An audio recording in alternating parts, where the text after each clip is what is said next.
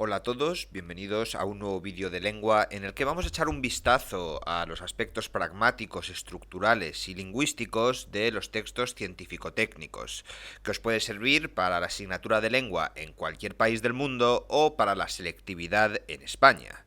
Antes de empezar, no olvidéis suscribiros, que me ayudará mucho a seguir haciendo vídeos, y ahora sin más preámbulo, comencemos. Voy a intentar sintetizarlo todo para que quede de la manera más corta y breve posible, y si os queda cualquier duda, ya sabéis, me la podéis poner en los comentarios. Vamos a empezar hablando de los aspectos pragmáticos, que hay 5 características fundamentales. La primera es que el emisor es especializado, posee conocimientos específicos sobre el asunto que trata. Su intención es transmitir información sobre un asunto a un destinatario que lo desconoce. Predomina la función referencial, ya que interesan los hechos, objetos, nunca las emociones del emisor. Por otro lado, la clasificación es bastante importante, que hay 3 textos distintos.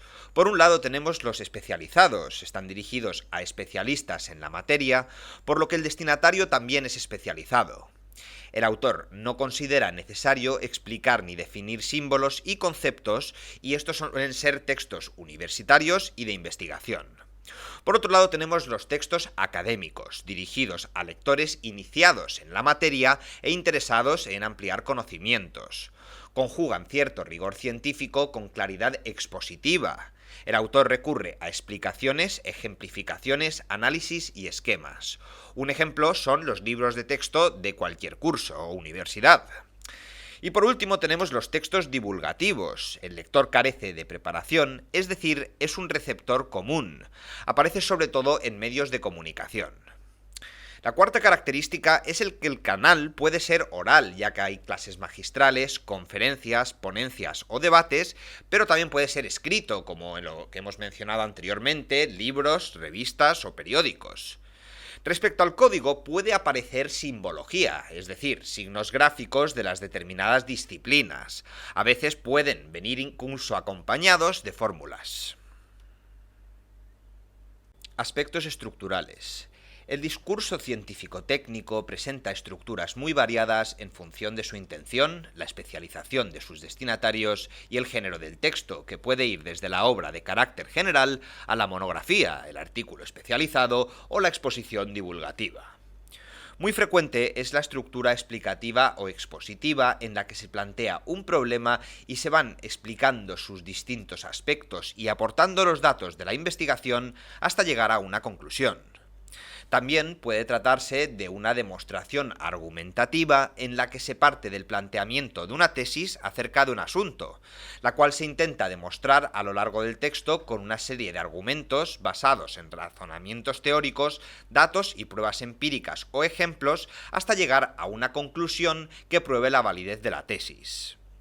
Componentes de estos dos tipos de organización pueden mezclarse en una estructura mixta, a la que se pueden añadir a la descripción técnica de elementos y procesos, y en el caso de los textos técnicos, el lenguaje instructivo, con el que se dan orientaciones y normas para el uso de aparatos, medicamentos o programas informáticos, con un lenguaje persuasivo y connativo. Se caracteriza porque también puede incluir gráficos e ilustraciones. Hablemos ahora de los aspectos lingüísticos, que es el punto del tema de hoy que más tiempo le vamos a dedicar, ya que también es el que más puntos os dará el día del examen. Antes de empezar, conviene reseñar que el lenguaje propiamente científico o nivel culto científico refleja 2 características esenciales del discurso científico. Por un lado, la objetividad, y por otro, la claridad. La objetividad mediante un lenguaje neutro, denotativo, despojado de valoraciones subjetivas y emotivas. Y por otro lado, la claridad, que se concentra en una terminología unívoca que evita la ambigüedad y en un discurso ordenado y coherente. El afán de objetividad e impersonalidad se concentra en los siguientes aspectos lingüísticos.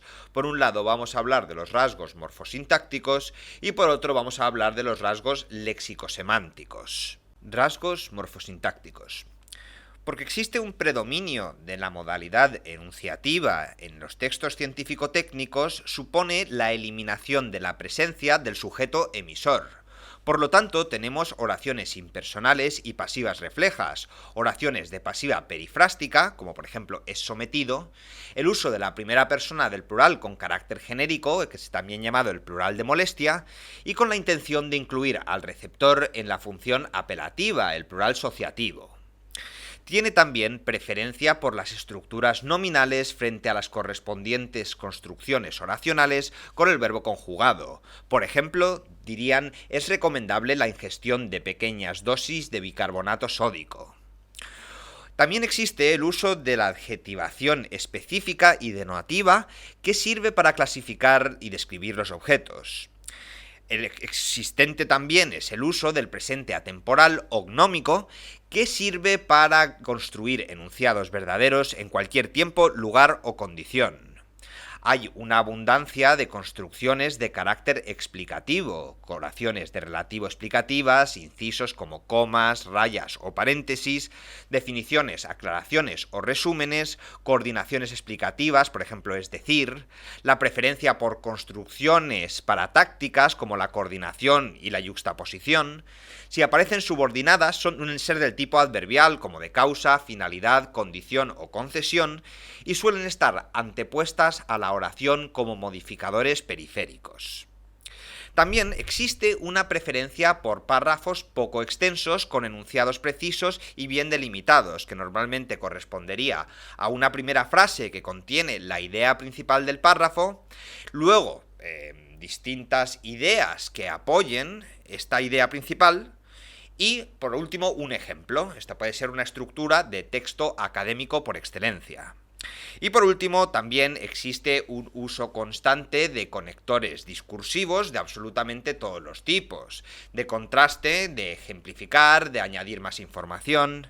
Y bueno, cabe reseñar que hay muchos más, pero creo que con estas tenéis más que suficientes como para identificar rasgos morfosintácticos en el texto científico-técnico que os aparezca el día del examen. En cuanto a las características léxico-semánticas, cabe destacar la abundancia de tecnicismos de significado unívoco que en el texto constituyen un campo léxico-asociativo con que se designan de forma inequívoca los elementos, conceptos, leyes y procesos propios de la ciencia. Los términos que designan los elementos básicos de una ciencia, si están bien estructurados, constituyen una nomenclatura que en algunos casos es admitida por la comunidad científica internacional, como ocurre con la química o la botánica. Los tecnicismos se incorporan al lenguaje científico mediante diversos procedimientos, como la adopción de términos de etimología griega o latina, como biología, cardiología, cefalópodo, y también la incorporación de préstamos o barbarismos de otras lenguas, sobre todo del inglés, que se castellanizan en mayor o menor grado, tanto léxicos como bit container o traveling, como semánticos como ventana del PC, ratón, base de datos o lluvia ácida.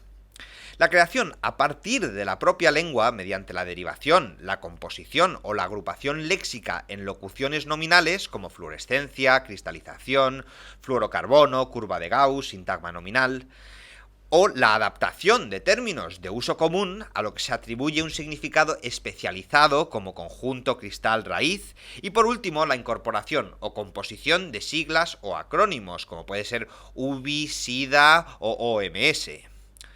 Otra característica léxica de los textos científico-técnicos es el predominio de términos de carácter abstracto que designan principios, leyes, conceptos y procesos propios de las ciencias, como ecuación, conjunto o derivación, junto a otros, los menos concretos, que representan a elementos de la realidad referida. En un tratado de anatomía puede ser vena, hueso, piel y un largo etcétera.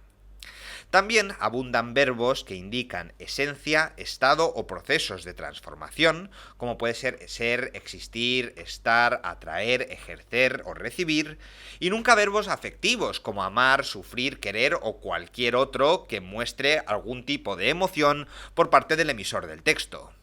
Los adjetivos especificativos neutros que se limitan a calificar y delimitar a los sustantivos, como directo, material sintético, y nunca de manera afectiva, como horrorosa, fenomenal o hermosa. Vais a ver muy pocos textos científico-técnicos que utilicen este tipo de adjetivos connotativos.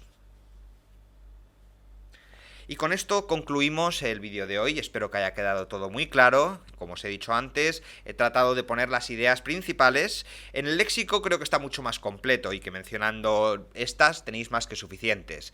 Para el morfosintáctico quizás queráis añadir alguna más, o si me queréis preguntar cualquier cosa, ya sabéis, utilizar la caja de comentarios.